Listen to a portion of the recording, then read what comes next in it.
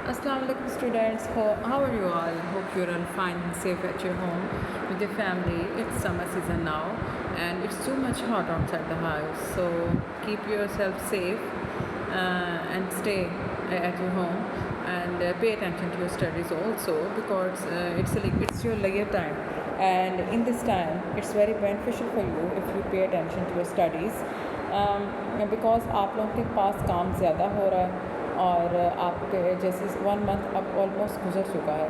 अब आपको जो है वो जो है सीरियस वे में अपनी स्टडीज़ पे ध्यान देना चाहिए चीज़ों को, ताकि अच्छे तरीके से मेमोराइज़ कर सकें, अपनी नोटबुक्स रेडी कर सकें और अपने जो है समर पैक को अच्छे तरीके से नीट वे में अच्छी राइटिंग में कंप्लीट कर सकें। यहाँ मेरे पास यूनिट नंबर 7 है इलेक्ट्रिसिटी एंड मैग्नेटिज्म, जो मैं आपसे डिस्कस करने जा रही हूँ। You have to open your reading books also, जो आपकी बुक्स हैं। जब आप लेक्चर चेक करें तो आपकी बुक्स आपके पास हों। पेज नंबर 75 पे ये चैप्टर है और आप इसको ओपन करें। जब मेरा लेक्चर सुनें, उसको सुनने के बाद पेज वाइज अपनी रीडिंग को साथ साथ कंप्लीट करें और दोबारा वो लेक्चर का पेज चेक करें, ताकि उसमें आपको कुछ कन्फ्यूजन तो नहीं आ रही। एक लाइन को बार बार जहाँ प्रॉब्लम हो, उसका तरीका ये होता है कि एक लाइन को बार बार रीड करें, आपके कॉन्सेप्ट्स जो हैं वो क्लियर हो जाएंगे। अगर आपको किसी से हेल्प की ज़रूरत हो तो आप अपने टीचर से कंसल्ट कर सकते हैं, घर पे पेरेंट्स से कंसल्ट कर सकते हैं, लेकिन रीडिंग का जो लेक्चर है वो लेने के बाद आपके कॉन्सेप्ट जो हैं वो क्लियर हो जाएंगे। First of all here is electricity, and electricity में जो टॉपिक है आप डिस्कस करने जा रही हूँ, एटम। तो क्या है atom? What is atom? All matters is made up of tiny particles called atom. के हर वो चीज़ जो होती है ना, हर मादा से बनी हुई जो चीज़ होती है उसमें जो छोटे छोटे टाइनी जो हिस्से ज़र्रात जुड़े होते हैं, और ये वो ज़र्रात क्या कहते हैं? Atom. Atom are also are so tiny that they are invisible. इतने एटम्स छोटे साइज़ में होते हैं कि हमारी जो आम आँख है वो उसको नहीं देख सकती। तो उसको देखने के लिए हम लोग माइक्रोस्कोप यूज़ करते हैं। मैग्नीफाइंग ग्लास से भी ज़्यादा जो पावरफुल होती है वो है वो हमारी माइक्रोस्कोप, हम उसको यूज़ कर सकते हैं। तो ये साइंटिस्ट का काम होता है इन चीज़ों को कीनली ऑब्ज़र्व करना, लेकिन आपका काम है आप अपनी स्टडी को लेके चलें और उस पर इंटरेस्ट दें और उससे समझें। एक डायग्राम है, डायग्राम का जो सेंटर पार्ट है उसको न्यूट्रॉन कहते हैं। उसमें न्यूट्रॉन होते हैं, प्रोटॉन होते हैं, क्योंकि जो होते हैं प्रोटॉन वो चार्जेबल होते हैं, उनमें पॉजिटिव चार्ज होता है। न्यूट्रॉन उसके साथ होते हैं, ये कोई चार्ज नहीं लेते। इलेक्ट्रॉन जो है वो आउटसाइड का जो सेल लेते हैं। तो सेल के जो आउटसाइड वॉल होती है उसमें इलेक्ट्रॉन्स होते हैं जिनमें नेगेटिव चार्ज होता है। अब आके पढ़ते हैं इलेक्ट्रॉन्स, प्रोटॉन्स और न्यूट्रॉन्स में। न्यूट्रॉन्स प्रोटॉन्स जो होते हैं ना, ये प्रोटॉन्स ये दोनों सेंटर में पाए जाते हैं उसमें, जैसे मैं आपको पहले बता चुकी हूँ, और ये चार्ज करने में काम आते हैं। जैसे कि protons carry positive charge, electrons carry negative charge and neutrons carry no charge. तो इन सबको अगर मिला के हम लोग कोई काम करें तो ही हमारा जो है फ्लो, इलेक्ट्रिसिटी फ्लो वो काम करता है। अब हम इसके जो है कंडक्टर्स एंड इंसुलेटर्स की एग्जांपल्स भी पढ़ लेते हैं, ताकि हमारा जो आगे जब हम इसकी इलेक्ट्रिसिटी का सर्किट कुछ पढ़ेंगे तो हमें काम आएगा। कंडक्टर्स पहले पढ़ते हैं। Materials which allow to flow of electrons और electric current to pass through them are called conductors. जैसे कि हमारी उसकी एग्जांपल देखो, उसके साथ ही दे दी कि मेटल लाइक कॉपर वायर्स होती हैं, गोल्ड वायर, सिल्वर है, इनमें से करंट गुजर सकता है। तो ये चीज़ें जो होती हैं ये सब कंडक्टर्स होते हैं। और इन सब materials the electrons are tightly, और कुछ ऐसे मटीरियल्स हैं जिनमें जो इलेक्ट्रॉन्स होते हैं जिनमें चार्जेस पैदा करने की जो खासियत होती है, तो वो बहुत टाइटली बॉन्ड उनका बहुत टाइट होता है, वो टाइटली जुड़े होते हैं कि आसानी से उनसे जो करंट नहीं गुजर सकता। तो कुछ मटीरियल ऐसे हैं जिनको हम लोग इंसुलेटर्स कहते हैं, जैसे रबड़ है, ग्लास है, लकड़ी है, ये इंसुलेटर्स की एग्जांपल्स हैं।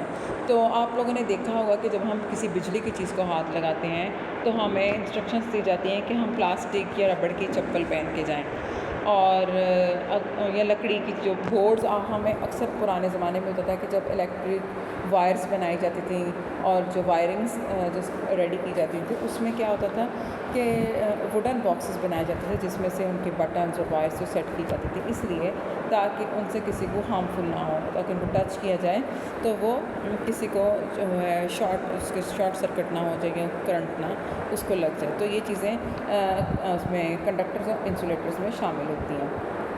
नेक्स्ट पेज पे हम आते हैं जहाँ पे हम लोग पढ़ेंगे कि इलेक्ट्रिक चार्ज क्या है। Electric charge, positive and negative charge behave a fascinating way. Two objects with opposite or different charges, a positive and negative, will attract or pull towards another।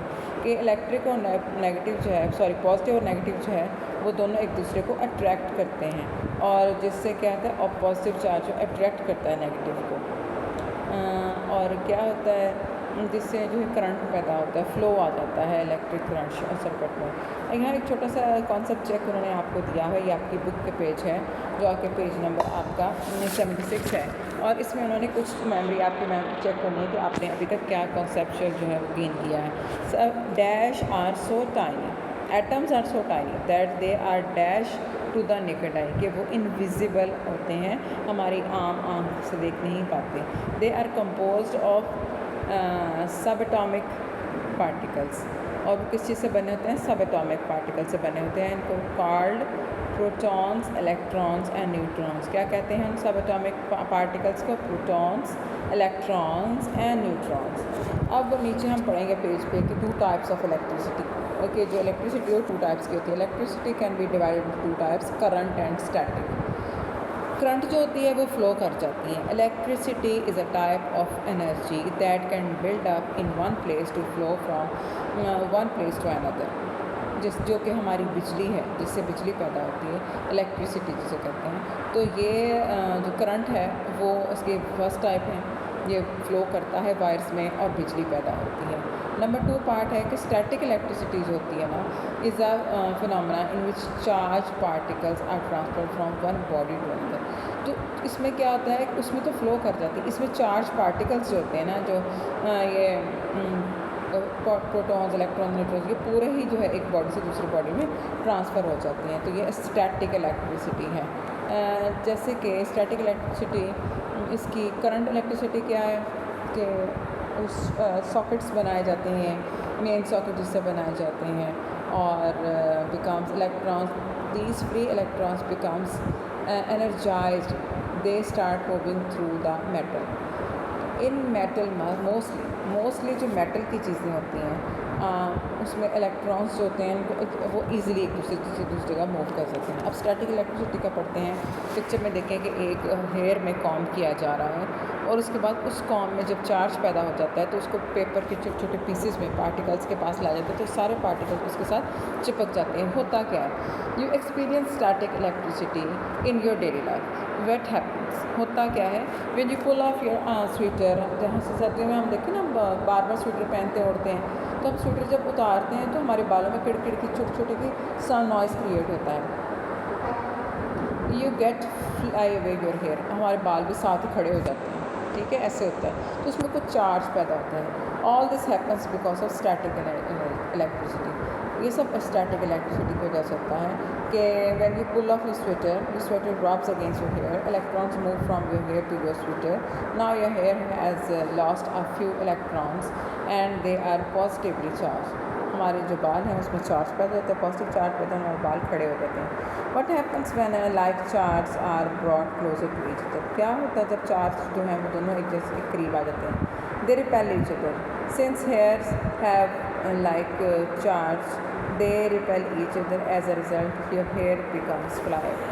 Charges जो हैं जो उनमें आ जाते हैं, प्रोटॉन न्यूट्रॉन्स होते हैं, वो इतने नज़दीक आ जाते हैं कि हमारे बाल जो हैं वो इस काबिल हो जाते हैं कि वो खड़े हो जाते हैं।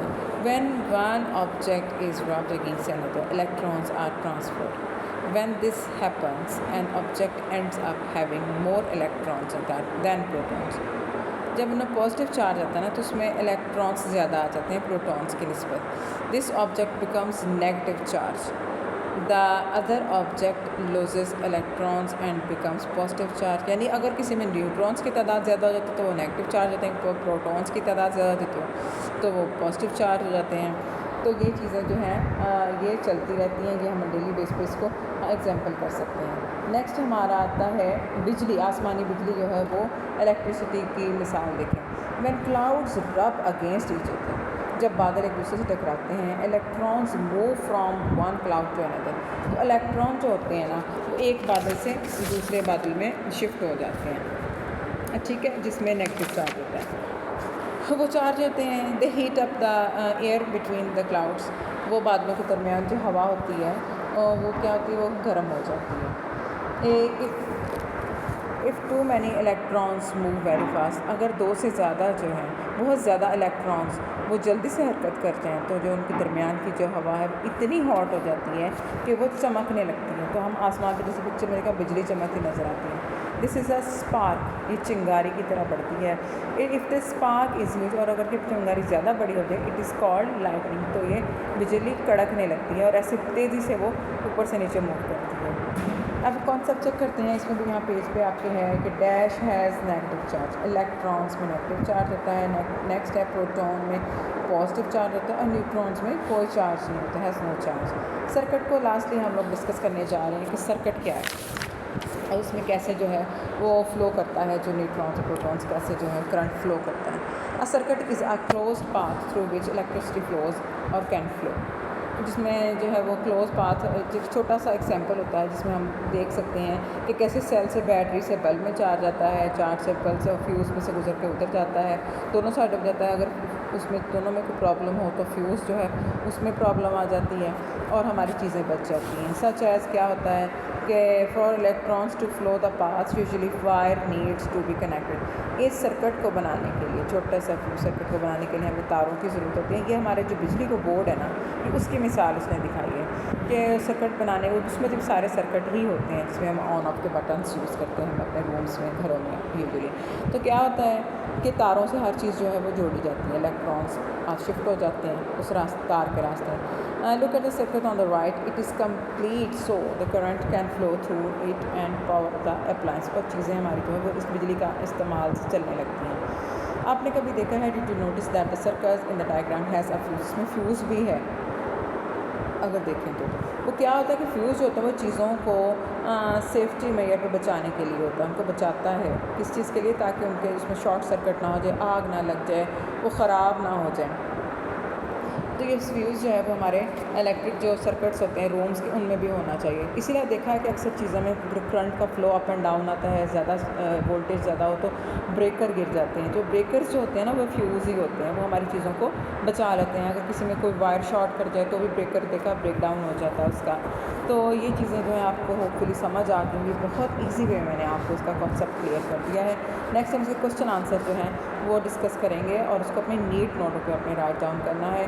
और जो वर्कशीट्स आपकी समर पैक की हैं वो इस यूनिट की रीडिंग करने के बाद और कॉन्सेप्ट क्लियर करने के बाद आप इस काबिल हो जाएंगे कि आप अपने वर्कशीट्स को खुद चेक कर सकें, खुद सॉल्व कर सकें, because that are from Oxford worksheets and you that is your IQ level check करने के लिए होते हैं, ताकि आपने जो कॉन्सेप्ट अपना गेन किया है आफ्टर रीडिंग द यूनिट वो उसके अकॉर्डिंग आप अपना क्या उसका कैलिपर बनता है आपके कॉन्सेप्ट का, कि आप वो वर्कशीट्स फिल करने काबिल हैं या नहीं। तो नेक्स्ट है हम क्वेश्चन आंसर इसको डिसाइड करेंगे, डिस्कस करेंगे। क्वेश्चन नंबर 1 है डिफाइन इलेक्ट्रिक करंट। आंसर है electric current is the flow of electric charge typically carried by electrons through a conductor.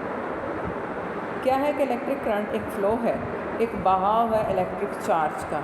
ज़्यादातर आमतौर पर क्या होता है कि इलेक्ट्रॉन्स जो हैं वो कंडक्टर से वो एक जगह से दूसरी जगह कंडक्टर के थ्रू गुजर के चले जाते हैं और ये हमारा फ़्लो बन जाता है। Describe in your own words how electric current passes through a wire, कि कैसे जो है वो वायर के थ्रू जो करंट है वो पास होता है। Electric current passes through a wire like water flows in a pipe, जैसे पाइप में पानी जो फ्लो करता है इसी तरह करंट भी फ्लो करता है। The wire carries tiny particles called electrons that moves make things like bulb and fan.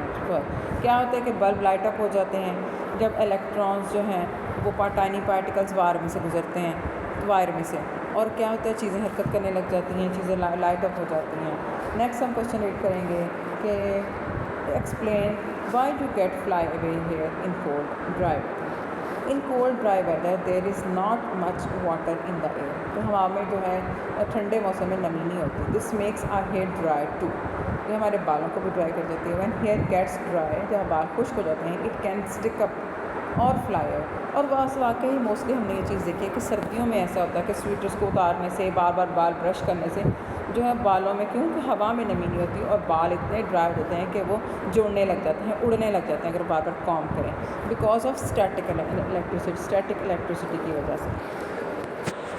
Next question number 4 है डिफाइन स्टैटिक इलेक्ट्रिसिटी। अब हम आपको बताते हैं the phenomena in which charge particles are transferred from one object to another, जिसमें charge particle जो electron, neutrons, protons होते हैं वो एक जो है ऑब्जेक्ट से दूसरे ऑब्जेक्ट में शिफ्ट हो जाते हैं, ट्रांसफ़र हो जाते हैं, तो स्टैटिक एनर्जी जो है इलेक्ट्रिसिटी पैदा होती है। एग्जांपल क्या है, when you rub a balloon on your hair. हाँ, जब विंटर में आप अपने बलून्स, क्योंकि ड्राई एयर की वजह से आपके बाल भी ड्राई हो जाएंगे, तो आप बलून्स को बार बार अपने सर पे रब करेंगे, उसको ज़्यादा फ्रिक्शन लगा के, तो क्या होगा, इट यूजुअली हैपन्स। तो ऐसा ही होता है कि स्टैटिक इलेक्ट्रिसिटी पैदा होती है। Name some conductors and name one conductor and one insulator you can see in your home. तो हम एक एक चीज़ का दोनों का नाम बताते हैं। कंसुलेटर जो कंडक्टर है वो क्या है, अ मेटल स्पून, और इंसुलेटर क्या है, अ प्लास्टिक कप। तो प्लास्टिक कप में जब मेटल स्पून रखेंगे तो उसमें भी एक एक्सपेरिमेंट हो सकता है, तो वो सेफ़ होगा, क्योंकि प्लास्टिक की चीज़ें जो होती हैं वो सेफ़ होती हैं, और मोस्टली मेटल में से जो है वो करंट फ्लो कर जाता है। तो स्टूडेंट्स, ये आपका यूनिट था, unit number 7 for grade 5, electricity and magnetism. Hopefully आपको कॉन्सेप्ट क्लियर हो चुका होगा और आप अपना यूनिट गेन कर चुके होंगे। क्वेश्चन आंसर आपकी नोटबुक पे आएंगे, जो कि आपके समर पैक में आपसे पूछे गए हैं। वहाँ पे स्पेस नहीं है लिखने की, इसलिए आपने इनको नीट नोटबुक्स पे लिखना है। अपना ख्याल रखिएगा, अगर कोई प्रॉब्लम हो तो टीचर से आप कंसल्ट कर सकते हैं। अल्लाह हाफ़िज़।